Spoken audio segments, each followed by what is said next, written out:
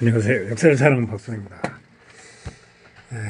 최영 장군의 홍산 대첩에 대해서 한번 알아보겠습니다. 고려 5왕 2년 1376년 고려의 최영 장군이 이끈 고려군이 지금 충청남도 부여군 홍산면에서 예구를 격퇴한 사건입니다. 최무선은 진포 대첩, 이성계의 홍산 대첩, 정지은의 간포 전투, 박익의 제1차 대마도 정벌과 함께 고려말 예고와의 전투 중 가장 이른 시기에 해당합니다. 다만 전투 규모도 작은 데다가 예고의 침공 국면에 있어서 영향이 크게 큰 것은 아니라서 전투 자체를 두고 대첩이라고 보기는 애매한 부분이 있습니다. 황산 대첩에서 1만 명, 최무선 진포 대첩에서 약 1만 명, 간표 전투에서 2,800명을 죽었지만 홍산 대첩은 700명에 불과하였습니다. 우왕 2년 7월 애국가 20여 척의 함선을 전라도 원수의 군역을 공격하였습니다. 나주로 이동하며 고려군이 함성을 불태웠습니다. 마침 이 지역을 방어해야 할 전라 원수 도하무사 하을지인 탄핵당의 유형으로 교체되었습니다. 민수인계할 때까지는 방어 임무를 맡아야 하였습니다. 그냥 자기 농장이 있는 진주로 가버렸다고 합니다. 피해가 더욱 커졌습니다. 부여군을 거쳐 공주까지 온 예구에 맞서 당시 공주 목사 김사약은 정연에서 예구를 막아 세웠으나 패배하였습니다. 역시 공주도 함락되었습니다. 양강도 원수 박인계는 해덕현의 간무 서천무를 김사액을 고발하지 않았던 죄를 물어 처형하였습니다. 자신이 예구를 막기 위해 나섰으나 지금의 논산 지방 개태산 부근에서 전투 도중에 말에서 떨어져 전사하였습니다. 고려군이 연이어 패배하고 예구의 세력이 강성해졌습니다. 사태의 심각성을 생각한 최영 장군은 자신이 나서 예구를 도발하겠다고 우왕에게 고하였습니다. 바라할 것 없는 예구들이 이처럼 방자하고 난파관이 지금 제어하지 않으면 뒤에 반드시 다스리기 어려울 것입니다. 만약 다른 장소를 보내면 잊고 이길 것이라는 보장이 없습니다. 군사들도 평소에 훈련되지 않았으며 전투에 투입할 수 없을 것입니다. 신이 비록 늙었으나 전무사직을 전쟁시키고 왕실을 보위하려는 뜻은 결코 시하지 않았습니다. 빨리 희화의 군사를 거느리고 놈들을 격퇴하게 하라가여 주십시오. 우왕은 최영의 나이가 많다고 허락하지 않으려 하였습니다. 최영이 계속해서 출병을 요구하였습니다. 결국 승낙하고 최영은 그 즉시 자지도 않고 출병하였다고 합니다. 적진에 이르는데 최영이 먼저 험준한 곳을 차지하여 산면이 절보로 둘러싸였고 그 길 하나만이 겨우 통과할 수 있었다고 합니다. 홍산을 이르렀는데 외가 먼저 험준한 곳을 차지하여 산면이 절벽으로 둘러싸여 있고 길 하나만이 겨우 통과했다고 합니다. 종사랑관 최영과 양광도 도수 스무조차 공천 조선 원수 강령 백마사 박소년이 이끄는 고려군이 홍산에 도착했을 당시 정세에 대해 고려서 전려는 민마가 다른 면이 있습니다.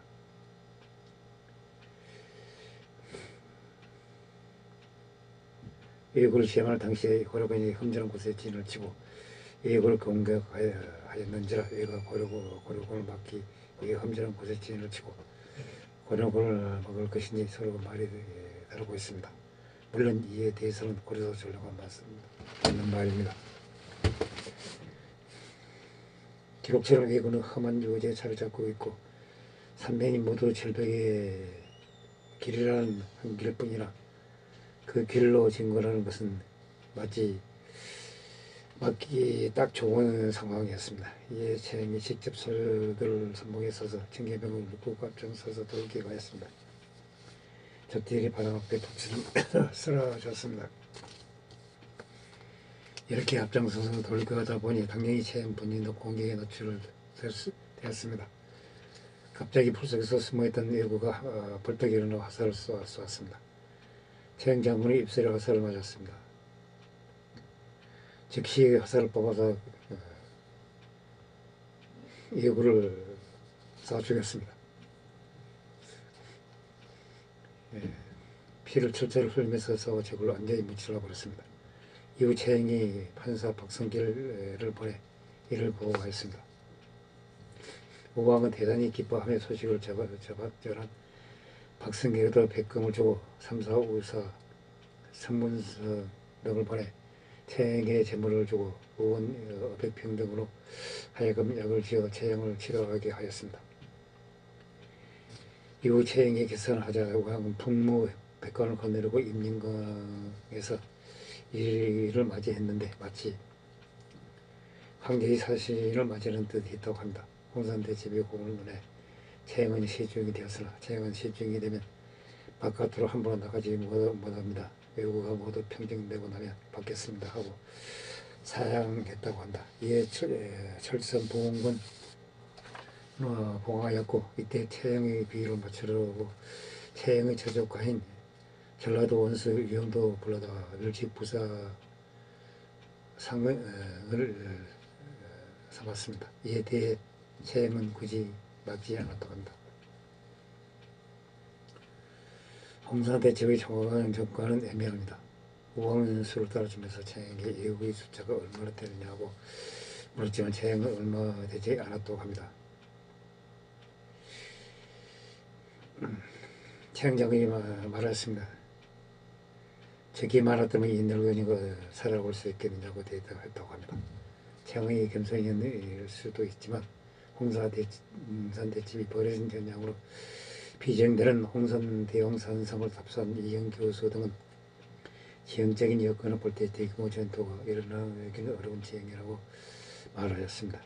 정상의 넓이가 150평 남짓으로 대규모 병력이 수용리를 쓰는 곳은 아니라는 것입니다. 이곳이 지형은 고려사에 기록되고 산면이 절벽에 가까운 경사를 이루고 정상까지 자동차 한 대 겨우 올라갈 폭의 길만 있었다고 합니다. 올라가는 길도 정상까지 가는데 이리저리 지그재그로 꼬여 있을 뿐 아니라 정상에서는 주변 지형이 한눈에 내려다 보이는 곳입니다. 아울러 정상 북쪽으로는 대봉산 줄기로 이어져 있습니다. 이영 고로군이 공격에 밀린 이후들이 이 능선을 타고 휴양 쪽으로 도망갔을 가능성이 있다고 지적하고 있습니다. 홍산대첩은 그 자체로도 상당히 이익을 물친 데 승리했지만 더 큰 의미를 가지고 있습니다. 그 전까지 애국에 완전히 농락당하며 한번의 전략을 유린다하던 고려가 더 나아가서는 조선시대에 이르기까지 육지에서 반격할 수 있게 된 신호탄이 됐던 것입니다. 그 이전까지 애국과의 싸움은 애국가 여러 고구를 초토화하고 있으면 지방의 병력이 힘겹게 버티다가 뒤늦게 도착한 정규군이 간신히 막아내는 정도에 지나지 않았습니다. 육지의 상경한 병력은 내지의 애국과 연계의 거대한 규모가 됐고 개태사전대에서는 고려 강군이 무참하게 적에게 대표할 정도였습니다. 만약에 또 다른 대표를 했다면 대규모의 애국가 무사히 상륙하여 또다시 한반도를 위로하거나 최악의 과정으로 한반도 남부에 완전히 뿌리를 내리고 일본 본토에서 피한 남조 조정이 아예 점령한 한반도 남부로 옮겨와 자신들이 국가를 세워버렸을 가능성도 있었습니다. 이런 상에서 홍산대첩은 외국의 세력이 대거짓기를 하여 건너 세력을 괴멸시킴으로써 심리적으로는 물론이고 동아시아 혼란기 망회를 장시간 전한 점을 가져다 주었습니다.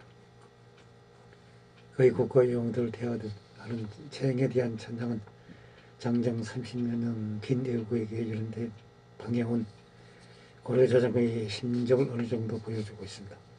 그런 일대 반격의 시점에 애국의 아주 간단한 침략이 이루어진 순간에 시작됐다는 것입니다. 어찌 보면 극적입니다. 이는 채영의 친병을 비롯하는 고려의 정예군이 후대 사람들의 생각보다 강성했다는 점을 증거하기도 합니다. 즉 대함대를 동원하여 여러 지정의 예고들이 하나의 정서에 결집했기 때문에 세계에 박살을 날 수 있었던 것이라고 생각됩니다. 홍상대첩은 장기적으로 봤을 때 예고의 시해가 약해지는 기점을 가져왔습니다. 물론 예고는 어느 한순간 갑자기 사라진 것이 아닙니다. 이후 항산대첩이 벌어진 후 침입 자체는 계속됐지만 대함대를 동원했던 정규군 수전의 예고의 힘은 분명히 지방 5적 정도의 활력으로 크게 역화되기 시작했습니다. 그리고 단계적으로는 혼선 전투의 승리는 예고의 공격에 있어 변화를 가져왔습니다. 이때 한 동자가 접촉해서 도망쳐 돌아왔습니다. 무창수들이 적의 상황을 물었습니다. 적들은 늘 말하기를 두루 할 만한 자는 머리가 회개신 참화로 최장장군이다. 홍산섬에서 최장장군이 사절이 다투고 말을 타고 유리라는 것이 몹시 들었다고 하였습니다. 홍산대첩이 중요한 이유는 이 전투에서 보여준 최장장군의 활력성 때문입니다. 홍산대첩 이전에 최장이 본격적으로 예고와 교전하고 구체적인 전술을 거둔 기록은 공명 7년 이후의 배3회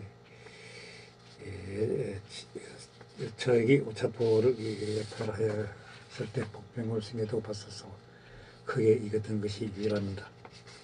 공명 14년 1364년 예고와 교동 강화로 쳐들어와 세조의 의전을 훔쳐갔는데 사건이 터지자 당시 성서 강도지휘사로서 먹지 못한 책임을 지고 기림중위로 작전되기도 하였습니다. 대부분은 북지에서 서두른 홍건적이나 최윤한 당시 특공군을 따라 고려를 공격 원나라군 제주도에서 세력을 떨치던 원나라 목고들이 최영의 상대였습니다. 홍산전투 당시 최영의 나이는 61세로 총사령관으로서 선대서 전투를 지휘하다 이후 화살이 입술을 맞아 부상당했음에도 당하지 않고 바로 그 화살바자 자기를 쏜 예고를 쏴 죽였습니다. 이 영명은 무슨 고려군의 예사기를 진작시켰을 뿐 아니라 승리에 대한 자신감을 가져다 주었습니다. 예고에 대한 적극적 공식을 취하는 계기가 되었습니다. 고려군을 가볍게 보던 예고들은 고려군에 대한 두려움을 사게 되었다고 합니다. 이런 두려움은 예고에게 사태가 다 도망쳐온 아이가 고려에서 들어와 할 것은 머리가 허옇게 센 쟁정이라고 말했다고 하는 기록에서 볼 수 있습니다. 이듬해 강화도의 예고들이 양강도를 공격하고 수험부사했던 박승직이 왕언덕 인해 홍인교 등 시험원서가 양강도를 구원하러 온다는 소식을 군대를 끌고 나갔다가 밭을 매는 자들에게 원서들이 온다고 하는데 지금 어디 있느냐고 물었습니다. 판매에 있던 사람들은 저기 이미 물러나 원서들이 쫓고 있다고 말했습니다. 하지만 이들은 사실 번jak은 예고들이었습니다. 이것을 모르고 속아 넘어간 박승직은 안상에 들어서자마자 예군이 공격을 받아 대부분이 군사를 잃었습니다. 왕한도도 패배하면서 수원, 양성, 인성 부근이 골들 사람들을 찾아볼 수 없는 피해가 되고 말았습니다. 예고의 포로 한 사람을 잡을 수 있었는데 강화도 예고들이 양강도를 친 이유는 양강도를 쳐서 재앙을 양강도로 끌어내고 그 사이에 비어있는 계획을 급습하려는 것이라는 계획이 있었음이 드러났습니다. 이는 그만큼 최영장군이 예고에게 위협적인 존재로 인식되고 있었다는 것을 보여주고 있습니다. 예고가 돌아온 것은 최만호뿐, 즉 최영장군이라고 하였습니다. 우리가 최영장군이 아니었으면 과거가 위험하게 됐을 찰나에 그 노구를 걸고 입에 화살을 맞아도 죽지 않고 그 화살로 뽑아서 예고를 죽인 그 용감함 때문에 고려군이 큰 사의를 진작시켜가지고 홍산대첩을 대승으로 거둔 과정을 알아봤습니다. 당시 부족합니다. 양해 부탁드립니다. 감사합니다.